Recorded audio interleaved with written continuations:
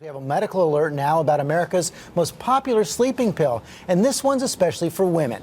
The FDA now says that the recommended dose for Ambein and its generic twin is too high, and they want to cut it in half. ABC's Lisa Stark has the story. There's been case after case of so-called sleep driving on Ambein and its generic Zolpidem. People taking the medication and somehow ending up on the road. It happened to this New Jersey woman. You hit something with your car, and you can barely stand. And more recently to Carrie Kennedy, the daughter of Robert Kennedy. I remember getting on the highway and then I have no memory. There are also reports of sleep eating, even sleep sex. I found out what can happen when you take the medication and get behind the wheel, testing my reaction in a simulator after 30 minutes. Am I on the wrong side of the road? 90 minutes. Like totally. I'll sleep for a second. And 4 hours after taking Ambien.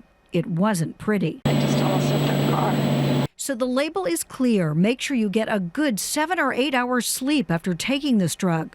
But now studies show for some people, even after 8 hours, enough of the drug is still in their system to leave them impaired, increasing the risk of a car accident. So the FDA wants the recommended dose for women cut in half to 5 milligrams for the regular version, 6.25 milligrams for the extended release. Reducing the amount of the drug will make it less likely you will sleep drive and more likely you'll be fully awake in the morning.